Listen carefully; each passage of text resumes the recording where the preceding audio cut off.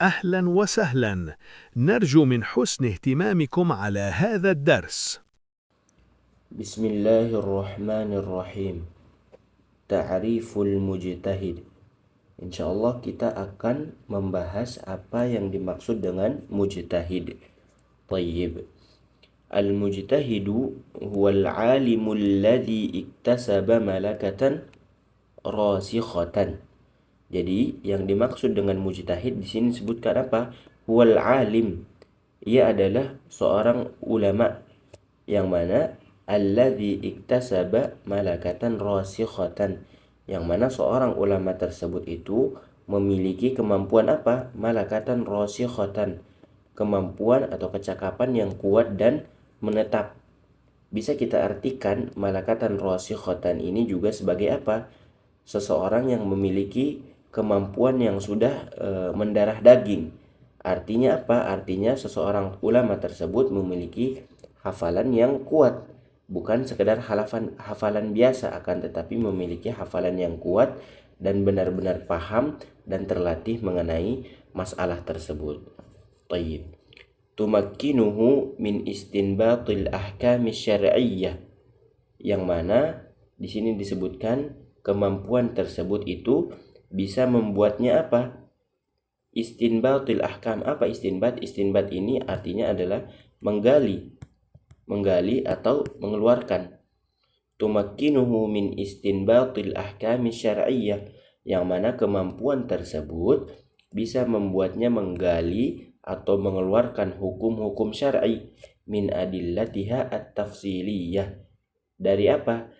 Ada info buat kamu yang ingin serius belajar ilmu syariah, fikih, hadis, tauhid, dan lainnya.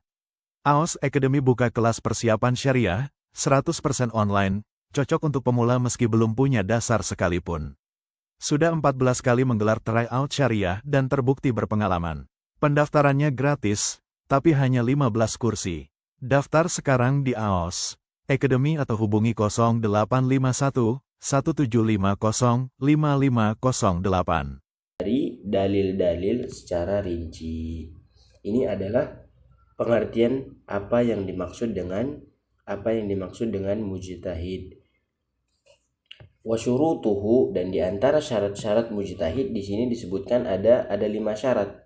Yang pertama apa? Yang pertama adalah itqanul lughatil arabiyyati wa ulumiha.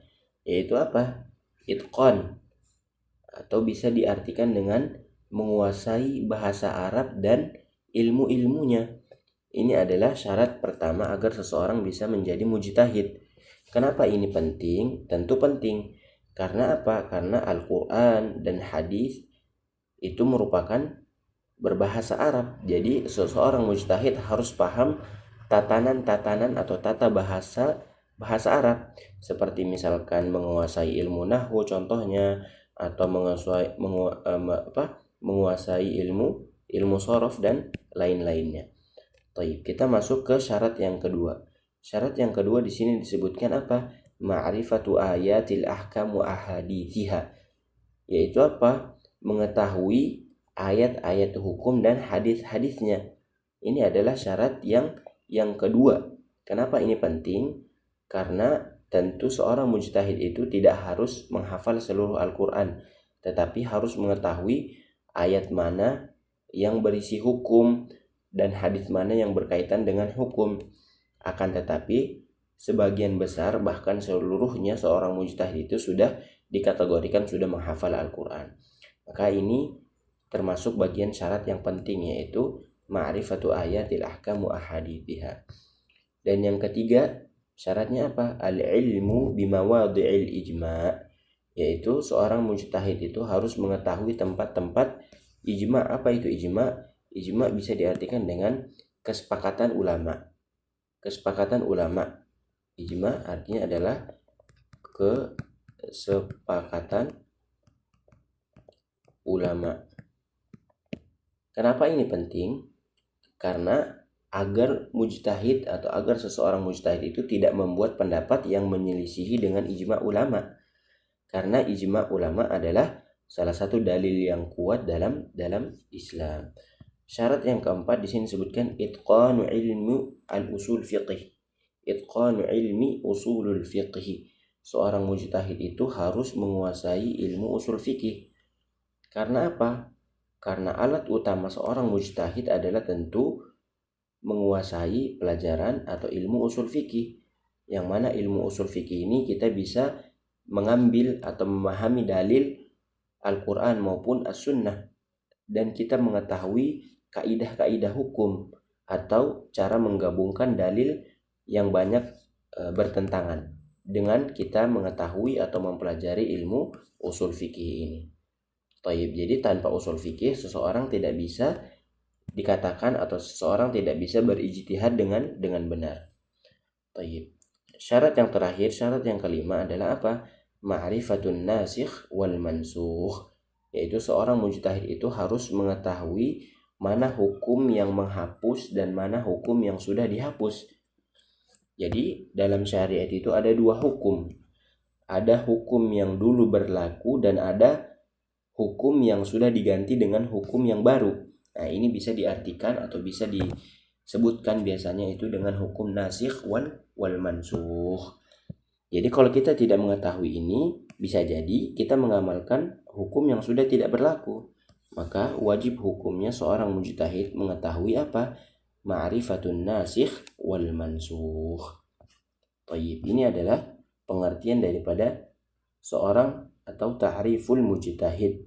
Apa yang dimaksud dengan mujtahid. Tayyib, kita lanjut ke at-tadrib. Kita masuk ke latihannya. Mal farqu bainal mujtahid wal muqallid? Apa perbedaan antara mujtahid dan muqallid? Tayyib. Al-jawab, jawaban yang benar adalah di sini disebutkan al-mujtahidu huwa man hasalat lahul malakah ala istinbatil ahkam min adillatiha. Jadi mujtahid itu adalah orang yang memiliki kemampuan untuk menggali hukum dari dalil-dalilnya. Jadi hasalat lahul malakah artinya adalah dia mempunyai kemampuan yang sudah kuat dan terlatih. Oke, istinbatil ahkam ini maksudnya adalah mampu menggali atau mampu mengeluarkan hukum-hukum, misalkan hukum haram, hukum wajib dan lain-lain daripada dalil-dalil Al-Quran maupun As-Sunnah. Min adillatiha, yakni Al-Quran ataupun hadis. Ini yang dimaksud dengan al-mujtahid. Ammal muqallid, adapun muqallid di sini disebutkan apa? Fahuwa man lam tahsul lahu tilkal malakah. Adapun muqallid adalah orang yang tidak memiliki atau orang belum mencapai tingkatan tersebut. Orang yang tidak memiliki kemampuan tersebut, yakni seperti mujtahid.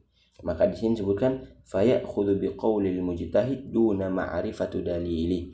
Maka seorang muqallid itu dia mengikuti pendapat mujtahid tanpa mengetahui dalilnya. Ini yang dimaksud dengan muqallid. Jadi mujtahid itu apa? Mujtahid itu bisa mengambil hukum langsung dari dalilnya. Adapun muqallid maksudnya apa? Mengikuti pendapat ulama karena belum mampu berijtihad.